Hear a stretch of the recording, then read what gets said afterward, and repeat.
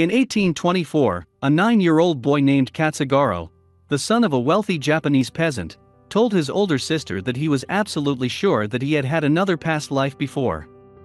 This case is one of the first that was officially recorded from the words of eyewitnesses, and carefully documented. Doctors, historians, police and even local healers worked with Katsugoro for a long time and meticulously. The boy conquered everyone with his vivid and picturesque memories of his past life, full of the smallest details, and many small details that could not be known to a child of such a young age. First of all, Katsugoro said that in his previous life he was the son of another peasant and lived in a completely different village on the island of Okinawa. In adulthood, he became seriously ill and died of smallpox in 1810. Little Katsugoro was cross-examined by the police, which took place under the direct supervision of a psychologist and doctors. The boy told investigators more than 50 different stories and incidents from the life of the village from the island of Okinawa. In addition, the boy revealed the secrets of his previous family, which could only be known by a person close and trusted to this very family. At the same time, it should be noted that Katsugoro himself never left his village and did not visit the islands of Okinawa. The boy's memories of his own funeral, which he described in great detail, looked very curious. The boy named the exact date of his death and the date of the funeral.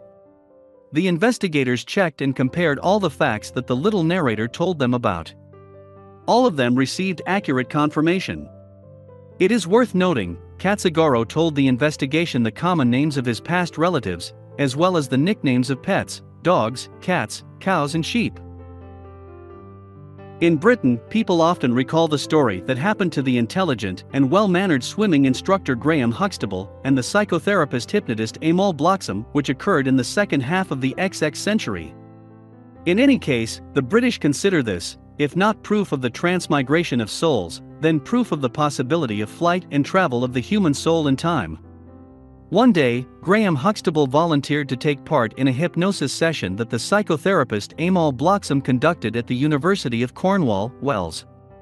Plunged into a hypnotic dream, Huxtable not only began to remember his previous life, but, as it seemed to numerous witnesses of the experiment from among scientists, he moved into the body of a certain man named Ben.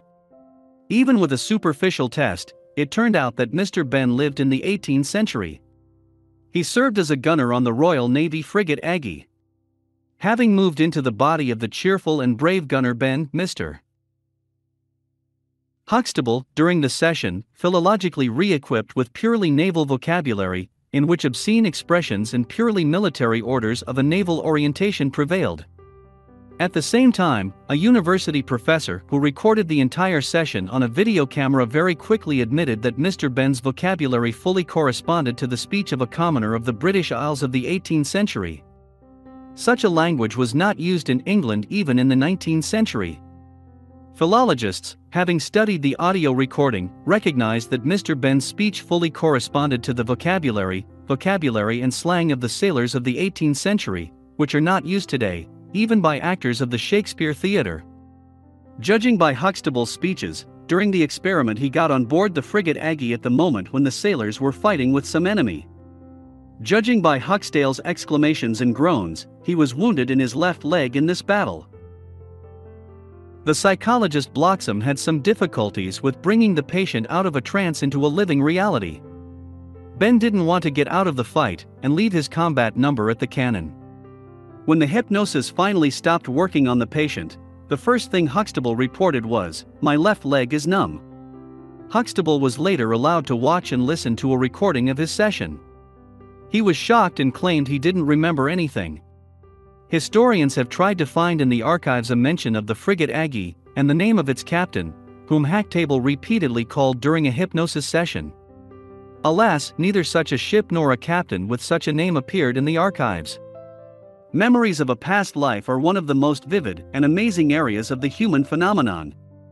Modern science is not yet able to prove or disprove the essence of such a phenomenon. Even experienced researchers in the field of past life memories are not sure how to interpret and explain this phenomenon. Are such memories reliable historical memories due to the fact of possible reincarnation, Or are these associations, memories, and reconstructions possible due to information received during the life of the individual and in a certain situation processed in his subconscious? Both options are possible, which scientists are carefully studying. In this area of paranormal phenomena, there is an opportunity both for cheap forgery, deception, and for serious study of such astounding facts and phenomena. It is important for us to be a little skeptical when considering examples of memories of a past life, but the stories known to mankind today do not become less intriguing. Memories of a past life mostly arise spontaneously in a person. They happen in both children and adults, but still much more often in children. Adherents of the theory of reincarnation explain this fact by the fact that children are much closer to their past lives, hence the predominance of those memories that are lost in the adult's consciousness due to the load of the brain of a mature individual with new information about his current life. They say that the mind and consciousness of adults are overloaded with unnecessary information. Their memory is occupied with small everyday questions and problems in order to abstract from the SWI and look into their past. By the way, adults who have experienced the syndrome of memories of a past life do this as a result of an extraordinary experience or incident. Some memories come only during a hypnosis session, others receive such information after severe stress or serious head and brain injuries. The case of Sujit Brahmi seems to us no less curious. He was born on the island of Ceylon in the middle of the XX century. At the age of 33, Sujit began to have visions and dreams about his past life. For a long time he hid it so that he would not be considered crazy, but then he told his wife about them. Frightened by strange stories, Sujit's wife insisted on visiting a psychotherapist. A thorough examination of the man revealed no pathological changes in his health and mental abilities. The doctor stated, "Everything is fine, the patient is completely healthy." However, Sujit continued to have unusual visions and dreams. Then he returned to the psychologist himself and began to tell him his story in detail. Once Sujit dreamed that he had already lived on this earth, but in a completely different guise. In his previous life, his name was Sammy Fernando. He lived in a small coastal village of Gorokana, 8 miles south of the large city of Gal, Ceylon. Sammy worked as a laborer at the local railway station. The workers were paid very little, and Sammy had a big family. Therefore, he entered into a risky venture. He began bootlegging smuggling Arakoi, homemade rice vodka. One day Maggie, Sammy's wife, made a scandal at home because of her husband's frequent absences due to the cursed contraband. Sammy was offended and left the house for a local tavern, where he indulged in drunkenness. Returning home along a narrow mountain highway, Sammy did not pay attention to a truck that was moving in his direction at high speed. As a result, Sammy died. The psychologist to whom Sujit told all this became seriously interested in this story. The doctor decided to talk to his parents and, to his surprise, found out the following interesting facts that would be more suitable for a smuggler Sammy than a law-abiding citizen and a devout family man Sujit. While still very young, Sujit repeatedly asked his parents to take him to the village of Gorakan, unknown to them and far from their homeland. Sujit could not explain how he found out about the existence of such a settlement. And from early childhood, he showed considerable interest in tobacco and alcohol, which no one in their family had ever used.